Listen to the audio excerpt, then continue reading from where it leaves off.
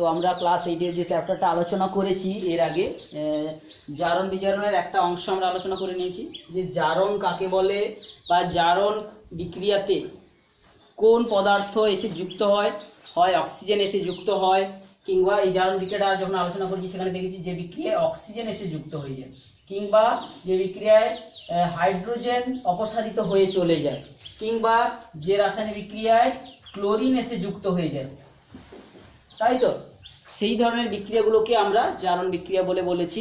এবং সেইগুলোর পরে আজকে আমরা যেটা আলোচনা করবো সেটা হচ্ছে বিজারণ বিক্রিয়া। তাহলে যে রাসায়নিক বিক্রিয়াতে সেখানে কি হবে, যে রাসায়নিক বিক্রিয়াতে এর বিপরীত ঘটনাগুলো ঘটবে, যে রাসায়নিক বিক্রিয়াতে কি হবে, অক্সিজেন অপসারিত হয়ে চলে যাবে।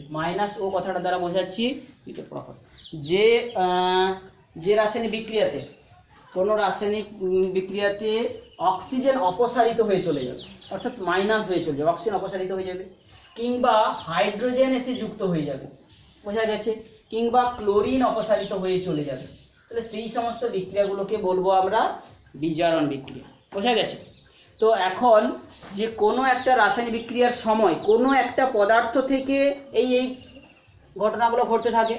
তো আমরা এখন একটা রাসায়নিক বিক্রিয়া লিখেছি, যে বিক্রিয়াটা দেখে তোরা বলতে হবে যে কোন পদার্থটা থেকে চলে গেছে অক্সিজেন না হাইড্রোজেন বা কি ঘটনা ঘটেছে, অর্থাৎ কোন পদার্থটার জারণ ঘটেছে। তো আমরা জারণ কাকে বলে আর বিজারণ কাকে বলে ছোট্ট একটা সাংকেতিক আকারে লিখে দিয়েছি, অর্থাৎ অক্সিজেন যুক্ত হওয়া বা হাইড্রোজেন অপসারিত হওয়া কিংবা ক্লোরিন যুক্ত হওয়াটাকে জারণ বলা হয়। আর কোনো রাসায়নিক বিক্রিয়া যদি হাইড্রোজেন মাইনাস হয়ে চলে যাওয়া, মানে কি ছেড়ে চলে যাওয়া, হাইড্রোজেন এসে জুড়ে যাওয়া কিংবা ক্লোরিন এসে জুড়ে যাওয়া, ক্লোরিন ছেড়ে চলে যাওয়া, সেটাকে বলা হচ্ছে বিজারণ। তো আমরা এখন একটা রাসায়নিক বিক্রিয়া লিখেছি, Fe2O3 এর নাম কি, ফেরিক অক্সাইড, আর 3CO কার্বন মনোক্সাইড থেকে হয়েছে 2Fe আয়রনের পরমাণু হয়েছে আর 3CO2 হয়েছে। তো এই বিক্রিয়াটাতে দেখ যে এই যে বিক্রিয়া পদার্থটা ছিল Fe2O3 এ হয়েছে এপাশে 2Fe হয়েছে। কি হয়েছে বল, তাহলে এইখান থেকে দেখতে পাচ্ছি অক্সিজেনকে ছেড়ে চলে গেছে। তাহলে এই Fe2O3 থেকে যখন এই পদার্থটা হওয়ার সময় এই পদার্থটাকে থেকে অক্সিজেন ছেড়ে চলে গেছে, তাহলে ওর নিজের কি হয়ে গেছে, বিজারণ হয়ে গেছে, নিজের কাছ থেকে অক্সিজেনটাকে ছেড়ে চলে গেছে। তো এর কি হয়ে গেছে, এটা বিজারণ হয়ে গেছে, এটা বিজারণ বিক্রিয়া। তাহলে এই পদার্থটা নিজে কি পদার্থ, কোনো পদার্থর কাছ থেকে যদি অক্সিজেনটা চলে গেছে তাহলে ওই অক্সিজেনটা গিয়ে নিশ্চয়ই অন্য কাউকে অক্সিজেনের সঙ্গে জুড়ে অন্য কোনো পদার্থের সঙ্গে গিয়ে জুড়েছে। তাহলে ওই পদার্থটা একটা জারক পদার্থ, অর্থাৎ সে নিজে বিজারিত হয়েছে, কিন্তু ওই পদার্থ থেকে নির্গত যে অক্সিজেনটা গিয়ে কার সঙ্গে জুড়েছে, এর সঙ্গে জুড়েছে। তাহলে এটার ক্ষেত্রে কি হয়েছে দেখ, CO কার্বন মনোক্সাইড একটা অক্সিজেন নিয়ে পরমাণু অণুটা গঠিত হয়েছিল, কিন্তু এখন হয়ে গেছে 3CO2 একটা বাড়তি অক্সিজেন এসে জুড়ে গেছে। তাহলে এটার ক্ষেত্রে কি হয়েছে, জারণ বিক্রিয়া হয়েছে। কি বলছি, বোঝা গেল? তাহলে এই রাসায়নিক বিক্রিয়ার এই পাঠে এই যে অণুটার কি হয়েছে, একটা অক্সিজেনকে ছেড়ে চলে গেছে, তাই এই জন্য এটার জারণ বিক্রিয়া হয়েছে, বিজারণ বিক্রিয়া হয়েছে। আবার এই যে পরমাণু অণুটার কি হয়েছে, একটা অক্সিজেন তার সঙ্গে এসে আরো জুড়েছে বাড়তি, তাহলে এটা কেন হয়েছে না, এখানে এসে অক্সিজেন জুড়েছে সেই জন্য এটা আমরা জারণ লিখেছি, আর এখানে অক্সিজেনকে ছেড়ে চলে গেছে তাই আমরা বিজারণ লিখেছি। তো এখন এই পদার্থটা যদি নিজে অক্সিজেন ছেড়ে দেয় তাহলে ওই পদার্থটা গিয়ে অন্য পদার্থকে জারিত করতে পারছে, সেই জন্য এই পদার্থটাকে বলা হবে জারক পদার্থ। তাহলে Fe2O3 এই পদার্থটাকে কি বলা হবে, জারক পদার্থ। কি বলছি, বোঝা গেল? এটার বিজারণ হয়েছে ঠিক আছে, কিন্তু এই পদার্থটা নিজে হচ্ছে জারক পদার্থ, কারণ অক্সিজেন যেটা ছেড়ে দেয় সেটা অন্য কাউকে গিয়ে জারিত করে, অর্থাৎ অন্য কারো কোনো পদার্থকে যে ঘটনা ঘটাবে তার উপর ভিত্তি করে তার নামটা হবে। তো ঠিক একইভাবে 3CO এটা কি হয়েছে, নিজে জারিত হয়ে গেছে, জারণ হয়ে গিয়ে এটা হয়েছে, তাহলে এটা একটা বিজারক দ্রব্য। তাহলে CO কার্বন মনোক্সাইড এটা একটা কি হবে, বিজারক দ্রব্য। তাহলে যে পদার্থ অপর পদার্থকে জারিত করে নিজে বিজারিত হয়, এই নিজে বিজারিত হয়েছে অপরকে জারিত করছে, সেটা হচ্ছে জারক পদার্থ। আর যে পদার্থ নিজে বিজারিত হয়েছে, নিজে জারিত হয়েছে, তাহলে নিশ্চয়ই অপরের কাছ থেকে অক্সিজেন ছাড়িয়ে নিয়েছে, তাকে বিজারিত করেছে, সেই জন্য ওটা হচ্ছে বিজারক পদার্থ বা বিজারক দ্রব্য।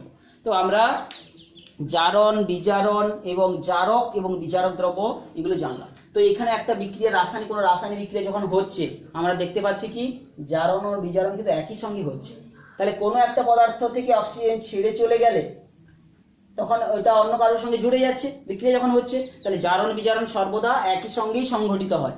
বোঝা গেছে? তো এখন একটা প্রশ্ন আসছে, জারণ বিজারণ যদি হলে শুধু কি এই অক্সিজেন, হাইড্রোজেন আর ক্লোরিন এইগুলো দিয়ে কি সমস্ত বিক্রিয়া হয়? তাহলে এমন কোনো পদার্থ আছে যেখানে হয়তো অক্সিজেন, হাইড্রোজেন, ক্লোরিন নেই, অন্য কোনো পদার্থের বিক্রিয়া হচ্ছে, তাহলে সেখানে কি জারণ বিজারণ হচ্ছে না? হ্যাঁ, সেখানেও হচ্ছে।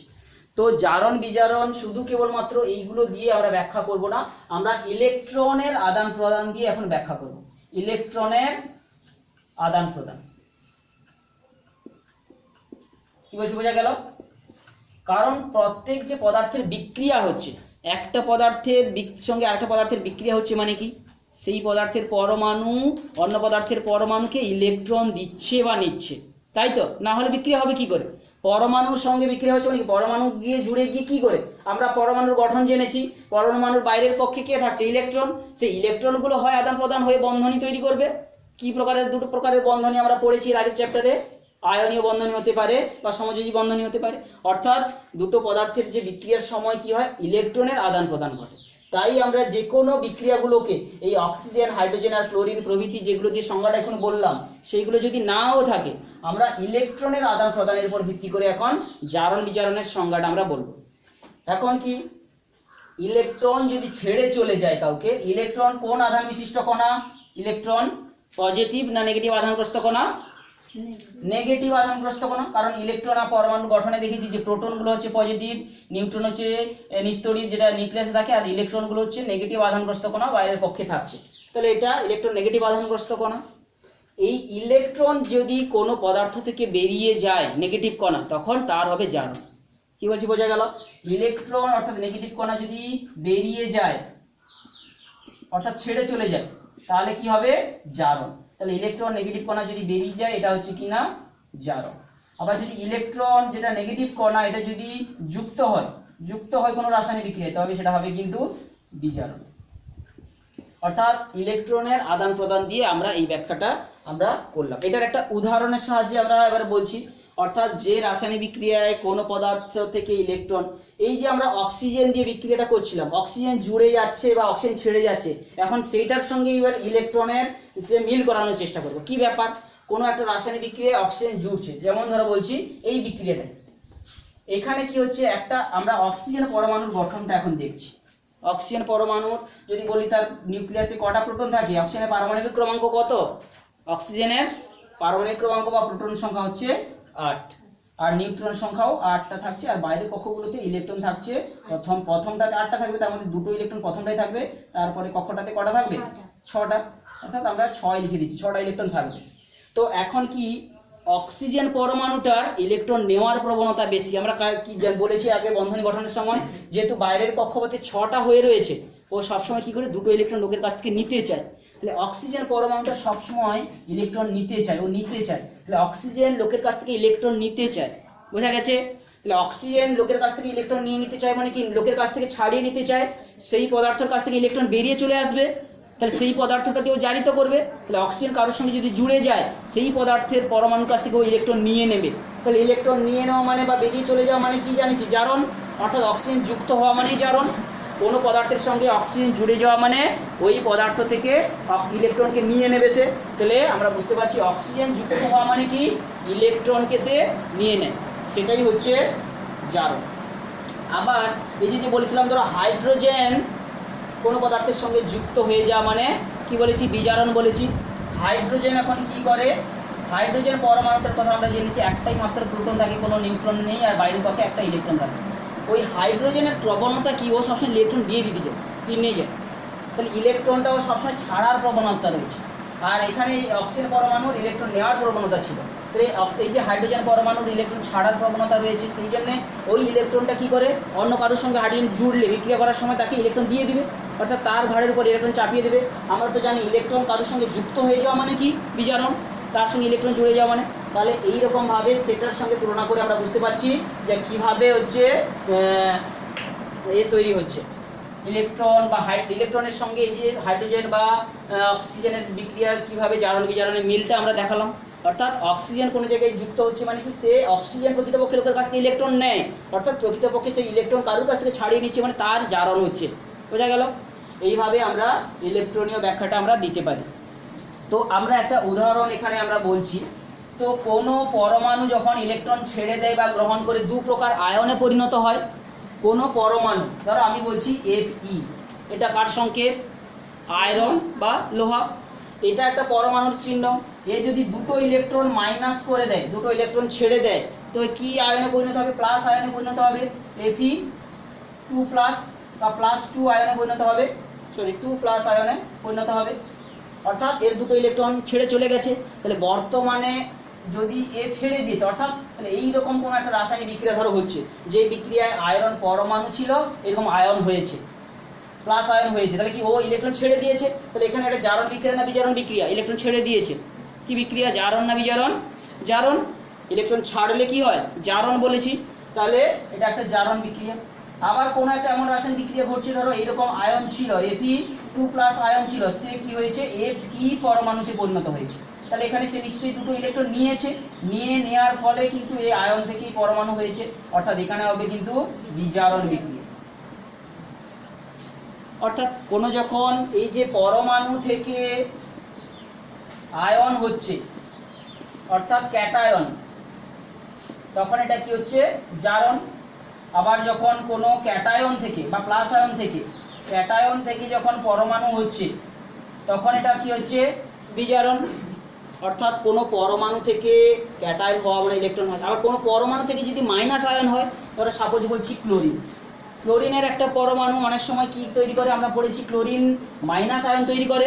ক্লোরিন পরমাণুর গঠন আমরা জেনেছি, ক্লোরিনের ভেতরে প্রোটন থাকে 17টা, নিউট্রন থাকে 18টা, আর বাইরের কক্ষগুলোতে মোট এইভাবে ইলেকট্রন থাকতে থাকতে লাস্ট কক্ষপথে থাকে 7টা ইলেকট্রন, তাই তো?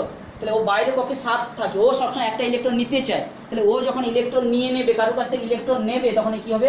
মাইনাস আয়ন তৈরি হবে।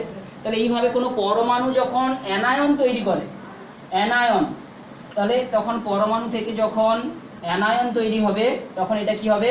জারণ না বিজারণ? বিজারণ। অর্থাৎ ইলেকট্রন নিয়েছে, এই পরমাণুটা ইলেকট্রন গ্রহণ হলে আমরা তো বলেছি বিজারণ হয়। অর্থাৎ ইলেকট্রন গ্রহণ করলে বিজারণ, ইলেকট্রন ছাড়লে জারণ। এখানে দেখ ইলেকট্রন নিয়েছে নিচে, তাহলে এর বিজারণ হয়ে গেছে। তো এইভাবে আমরা বিভিন্ন সময় পরমাণু থেকে অ্যানায়ন কিংবা ক্যাটায়ন তৈরির সময়ও জারণ বিজারণ হয়, কিংবা ক্যাটায়ন থেকে আরও ধরো অ্যানায়ন তৈরি হচ্ছে, তখনও জারণ বিজারণ হবে। কিংবা ধরো আমি বলছি ক্যাটায়ন থেকে আরও উচ্চ আয়ন বিশিষ্ট ক্যাটায়ন হচ্ছে, যেমন ধরো বলছি কোনো রাসায়নিক বিক্রিয়ায় ধরো Fe তার 2+ আয়ন ছিল, এইটা থেকে সে হয়েছে Fe3+ আয়ন। মানে বুঝতে পেরেছিস? অর্থাৎ এখানে দুটো ইলেকট্রন তার ছেড়ে আগে থেকে সে অবস্থায় ছিল, সে আরও একটা ইলেকট্রন ছেড়ে দিয়ে Fe3+ আয়ন হয়েছে। তাহলে এক্ষেত্রে ইলেকট্রন সে আরও ছেড়েছে, অর্থাৎ এ আস যৌগ থেকে ধরো ইক যৌগ হয়েছে, তাহলে এক্ষেত্রেও জারণ হয়েছে। কি বলছি? বোঝা গেল? অর্থাৎ ইলেকট্রন ছেড়ে দিয়ে সে আরও প্লাস হয়েছে, তাহলে সে জারণ। অর্থাৎ যখন আমরা বলেছি ইলেকট্রনকে ছেড়ে দিলে, ইলেকট্রন ছাড়লে কি হয়? জারণ। আর ইলেকট্রন গ্রহণ করলে কি হয়? বিজারণ। বোঝা গেছে? তো এইভাবে আমরা ইলেকট্রনের জারণ এবং বিজারণ ব্যাখ্যাটাও জানলাম। তো এইরকম আমরা কতগুলো উদাহরণ আছে বইতে, যেমন দেখব সেইখানে তোদের দেখবি কপার আয়ন থেকে। বিশেষ করে আমরা যে একটা উদাহরণ বলতে চাইছিলাম, যে ধরো একটা তুঁতের দ্রবণ, তুঁতের মানে কপার সালফেট, কপার সালফেটের দ্রবণ নিয়েছি CuSO4। এই দ্রবণের ভিতরে একটা লোহার চামচ ডুবিয়ে দিয়েছি, বা লোহার কিছু একটা ছুরি ডুবিয়ে দিয়েছি। বোঝা গেল? এই লোহার ছুরি ডুবিয়ে দিয়েছি।